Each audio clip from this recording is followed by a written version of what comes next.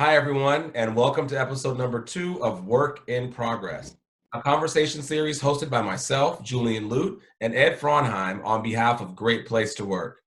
This week, we're going to home in on a topic that is surfacing for more and more people.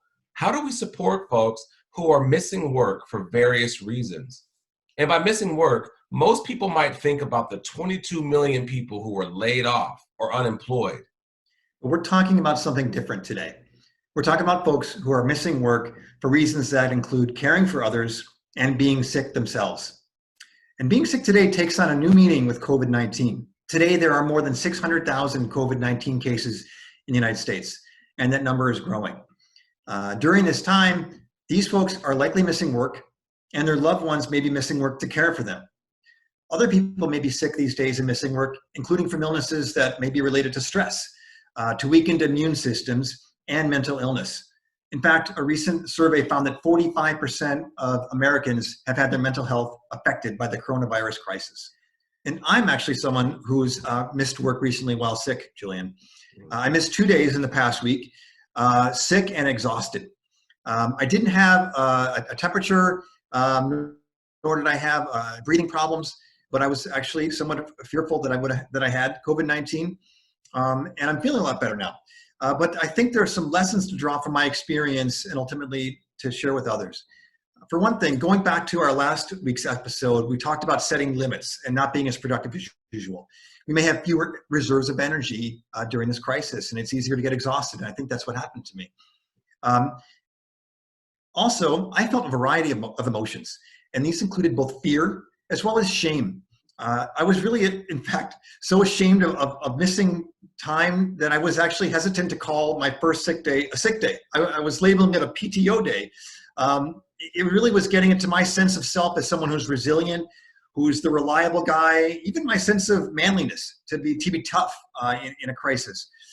I had to take a hard look in the mirror and really accept that I needed to rest and to allow my family and my coworkers to support me. That's true. Ed, we had your back, and I'm glad that you really got to that point of accepting care from not only us, but from your family. And from my perspective, and I'm sure from the rest of our team, we were ready to step in for you. And we realized that we need to be flexible with deadlines and projects that we were all working on together. This care and flexibility really relates to how we can support those in our lives who are not feeling well enough to work. And we may learn that folks are out on leaves and we may not know why. Sometimes they're ill, sometimes they're taking care of people who are ill, or they may experience loss in their families that we may not have the full picture of. So colleagues may need us more now than ever before, and even more than we realize. And that includes our friends and our family. This is the time that we can express our full humanity and care for folks, widely, in a wide manner. This leads to our 3 ways of supporting people who are missing work these days. Number 1, it's okay to be vulnerable. If you're like Ed and you're sick or you're not feeling well, it's okay to be vulnerable and ask for what you need. And I understand wholly that this may be easier for me to say than it is to do, but there is no better time than now than to ask for what you need and work through the other emotions. The second way is let your values guide you. Most of us are in organizations with positive values we can lean on during complicated times. Values like care or community. Use these now. It's not always going to be clear what to do in today's complicated world, but we can make good choices if we're basing them on good values. Julian, what's our third way? The third way is to reach out, maintain, and deepen connections. You may actually need to reach out more than you're used to, or that you're typically comfortable with. And if you're like me and you get that tingle in your belly when you're doing something risky, that's probably the right thing to do. It's the relationships that are going to get us through this crisis together. When we had an employee or a coworker who went out on leave, I took a moment to just reach out to the person and just let the person know that we were there for them, myself personally. And we set up some time in the future to connect. So relying on the relationships and relying on this deepened sense of connection is what's going to help us get through this. Thanks, Julian.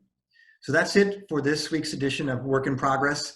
Again, our purpose is to help us get through this challenging time together, and not just get through it, but to progress in the world of work toward our mission here at Great Place to Work, which is to build a better world through great places to work for all everywhere. Thanks, everyone. Thank you.